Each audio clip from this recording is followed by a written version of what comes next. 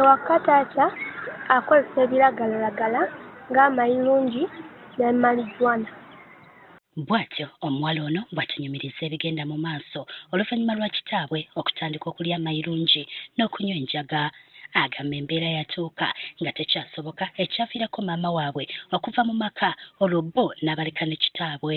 Buli taata wadda kuva ku mulimu gy'aba akoledde kubanga era byatunda ajja n'akubakuba maama n'amutwala weesenge n'amukuba bulungi. Maama yabambi n'avaayo ng'akaaba atalina kyakkola. Nsoomozi wa nnyo ewaka kubanga kinnumiriza okulaba nga maama wange bamukuba nga tewali kyensobola kukola. Ayongerako nti olw'embeera kitaabwe gy'alimu n'engeri gye yeeyisaamu ate n'okumuyita ku ssomero singa wabaawo obwetaavu. Kinnuma nnyo ne wano ku ssomero okubeera nga nze siringa abaana abalala. Abaana abo babeera n'ebintu bingi naye nze ne muzadde wange nja omuleeta mu baana omulaba lwawe balagalalagala gaakozesa. Embeera bw'eti evuddeko amaka mangi okusasika era ensonga lwaki aba rediyo ya Mbona FM Emityana basazeewo okubaako n'enkolagana ey'enjawulo n'ekitongole ki National Drug Authority ekirwanyisa enkozesa embi ey'ebiragalalagala okutalaga ebitundu eby'enjawulo nga basomesa abantu ku biragalalagala.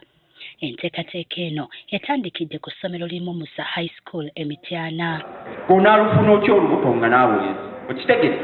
Eno mboogedde n'abayizi ku biki be balina okwewala n'akabi akali mu kukozesa ebiragalalagala. Abaana baffe tubabuulira engeri yokka gye musobola okukuuma obulamu bwammwe kwesonyiwa biki biragalalagala. We have just seen how HIV/AIDS is related to substance and drug abuse.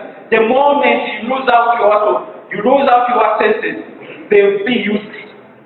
Era babasabye okufa ku bulamu bwabwe n'okwewala ebintu ebiyinza okubassa mu kabaate nga wayise ebbanga. Tusuubira nti olutalo luno olw'okulwanyisa ebiragalalagala lwa buli munnayuganda, omukulembeze, omuzadde, ab'emikutu gy'empuliziganya, abakulembeze ab'ennono, abakulembeze ab'amadiini, abatwala amasomero ate n'abaana baffe wamu n'abavubuka.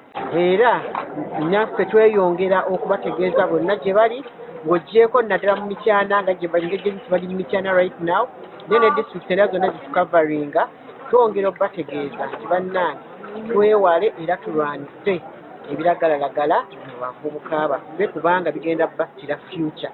Oweekitiibwa Joseph Kawuki akulira mu Musa High School asabye abavubuka naddala abo abatali mu masomero okwewala ebiragalalagala. Agamba abamu ku bantu babikozesa n'essuubi okwerabira ebibatawaanya kyokka ne bamaliriza nga beesudde mu katyabaga. N'ebiseera ebisinga obungi omuntu kyayita okukakkana ate kimuggyako bujja n'abeera atamanyi kigenda mu maaso n'aba ng'asobola okukola ekizibu kyonna, asobola okukola ekintu kyonna ekiyinza okuba eky'obulabe. Abayizi batubuulidde bye bayise mu nteekateeka eno. Musanyufu nnyo okwetaba mu guno musomo kubanga tutuyambako okuba nga tetukozesa ddagalalagala, tetukozesa ddagala nga tetufunye prescription kuba tetufunye biragiro okuva abasawo. Tonnyambye okumanya nti abantu abanneetolodde nga bafuna obuzibu obuvudde mu kukozesa ebiragalalagala nsobola okubaako engeri gye mbayamba okuva mu mbeera gye balimu nga ntandika nakubalaga nti mbaagala era ndi mu mbeera yemu nabo gye balimu nsobola okukola ki okubayamba. Okwewala ebiragalalagala tusobola okubyewala mu ngeri ey'okukozesa obudde bwaffe mu ngeri ennungi nga okufuna ebintu by'okukola okuyambangako bakadde baffe n'obutabeera na bigulupu ebitwonoona. Abavubuka abali eyo mu bitundu 7 be bateeberezebwa okuba nga bakozesa ebiragalalagala mu Uganda, ekintu ekiraliikiriza ennyo.